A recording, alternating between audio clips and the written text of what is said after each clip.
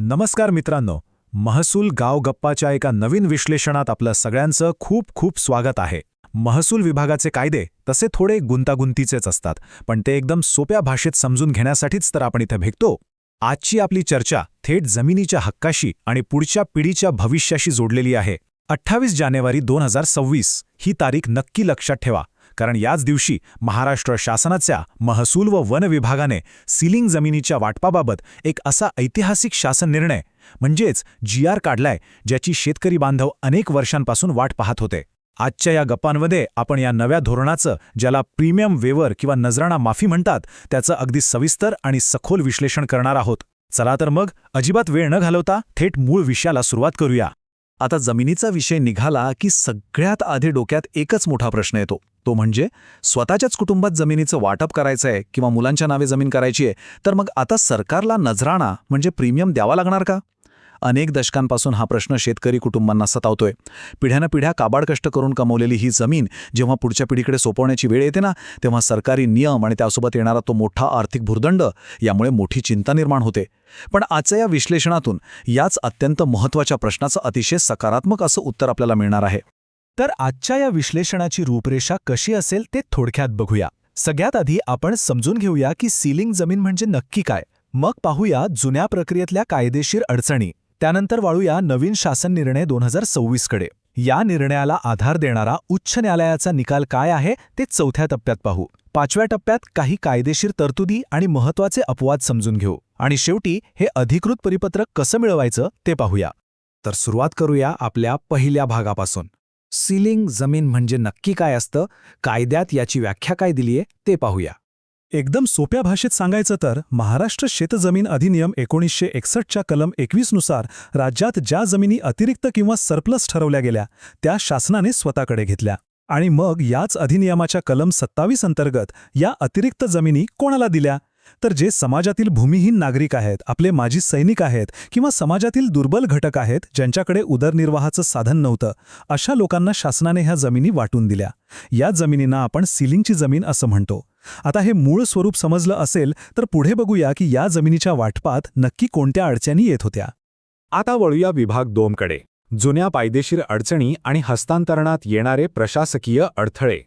अधिनियम काय होता माहितीये? जर ही सीलिंगची जमीन कोणाला हस्तांतरित करायची असेल किंवा अगदी स्वतःच्याच कुटुंबात वाटणी करायची असेल, तरीही जिल्हाधिकाऱ्यांशी पूर्व परवानगी घेणं बंधनकारक होतं. आणि नुसती परवानगीच नाही बरं का, तर त्यासाठी एक भली मोठी रक्कम नजराणा म्हणून सरकारी तिजोरीत भरावी लागायची. आता विचार करा, एखादा शेतकरी आपली जमीन स्वतःच्याच मुलांच्या नावे वारस हक्काने करतोय किंवा कुटुंबात वाटणी करतोय, तरीही त्याला हस्तांतरणाचे जाचक नियम लावले जायचे. प्रशासकीय कार्यालयात चक्रा मारण्यात वेळ आणि पैसा दोन्ही वाया जायचा. स्वतःच्याच कुटुंबात जमीन वाटताना सरकारला एवढा मोठा नजराणा का द्यायचा, ही सर्वसामान्य माणसाची खरी व्यथा होती.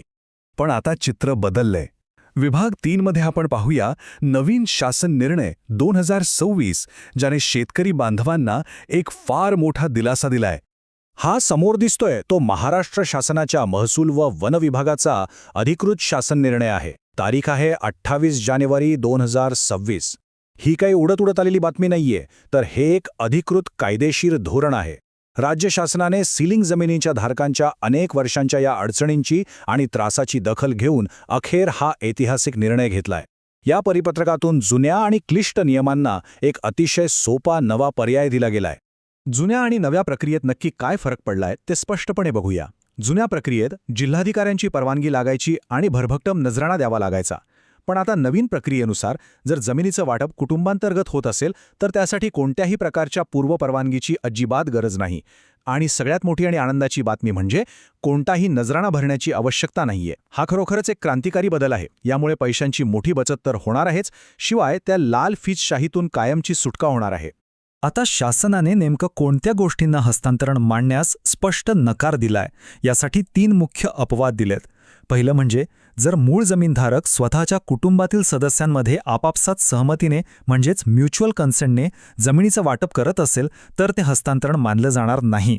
दुसरं, कुटुंबातील सहधारकांनी जर स्वेच्छेने हक्क सोडपत्र, ज्याला आपण रिलीज डीड म्हणतो, ते केलं तर ती प्रक्रियासुद्धा हस्तांतरण या व्याख्येत येत नाही. आणि तिसरी अतिशय महत्त्वाची गोष्ट, जर जमीनधारकाने मृत्यूपत्राद्वारे वारसांना जमीन दिली किंवा मालकाच्या निधनानंतर वारस हक्काने ती वारसांना मिळाली, तर त्या बाबी आता हस्तांतरण म्हणून ओळखल्या जाणार नाहीत. आणि साहजिकच आहे, जर हस्तांतरणच नाही तर मग नजराणा भरण्याचा प्रश्नच येत नाही. आता बघूया विभाग 4. हा निर्णय शासनाने का घेतला, यामागे उच्च न्यायालयाचा कोणता महत्त्वाचा निकाल होता ते समजून घेऊया. या एका मोठ्या निर्णयाचा पाया माननीय उच्च न्यायालयाच्या एका जुन्या आदेशात दडलेला आहे. 2003 साली नागपूर खंडपीठाच्या एका याचिकेच्या निकालात कोर्टाने अतिशय स्पष्ट शब्दांत सांगितलं होतं की जेव्हा हिंदू एकत्र कुटुंबातील मालमत्तेचं वाटप होतं आणि एखाद्या सहधारकाला त्याचा हक्काचा हिस्सा मिळतो, तेव्हा कायदेशीर भाषेत त्याला हस्तांतरण किंवा ट्रान्सफर म्हणता येणार नाही. कारण मालमत्ता कुटुंबाच्या बाहेर गेलेलीच नसते, ती कुटुंबातच राहते, फक्त तिची विभागणी होते. याच न्यायतत्वाचा आधार घेऊन आता 2026 मध्ये राज्य शासनाने सीलिंग जमिनीच्या बाबतीत हा न्याय सर्वांसाठी लागू केलाय. खऱ्या अर्थाने हे कायद्याचं अतिशय उत्तम आणि लोकाभिमुख असं स्पष्टीकरण आहे. आता विभाग 5 खूप लक्ष देऊ नये का? यातल्या कायदेशीर तरतुदी आणि अपवाद समजून घेणं अतिशय गरजेचं आहे. इथे वारंवार कुटुंब हा शब्द येतोय, पण कायद्याच्या दृष्टीने कुटुंब म्हणजे नक्की कोण? महाराष्ट्र शेतजमीन अधिनियम 1961च्या कलम 4 मध्ये कुटुंबाची एक अत्यंत काटेकोर अशी व्याख्या दिलेली आहे. आणि हे लक्षात घेणं खूप महत्त्वाचं आहे की ह्या व्याख्येत जे लोक बसतात, फक्त आणि फक्त त्यांच्यातच केलेलं वाटप विना नजराणा ग्राह्य धरला जाईल. हा नियम सरसकट सर्वांसाठी खुला नाहीये. त्यामुळे कोणतीही कायदेशीर कृती करण्यापूर्वी आपली कुटुंबाची रचना या कायद्याच्या व्याख्येत बसते की नाही हे एकदा व्यवस्थित तपासून पाहणं आवश्यक ठरतं. अर्धवट माहितीमुळे पुढे अडचण नको यायला. आणि म्हणूनच हा अपवाद लक्षात ठेवणं गरजेचं आहे. समजा एखाद्या सीलिंग जमीनधारकाने कुटुंबाबाहेरील एखाद्या व्यक्तीला, म्हणजे ज्याला आपण आउटसाइडर म्हणू, अशा व्यक्तीला मृत्यूपत्राद्वारे किंवा इतर कोणत्याही मार्गाने जमीन देण्याचं ठरवलं, तर मात्र तिथे हा नवीन नियम लागू होणार नाही. अशा प्रकरणांना सरळ सरळ हस्तांतरणच मानलं जाईल. आणि मग तिथे 2001च्या तरतुदीनुसार जो काही नजराणा ठरलेला आहे तो भरावाच लागेल. थोडक्यात सांगायचं तर हा नियम फक्त कौटुंबिक वाटपासाठी आहे, बाहेरच्या व्यक्तीसाठी नाही. ही कायद्याची सीमारेषा आपल्याला ओळखता आलीच पाहिजे.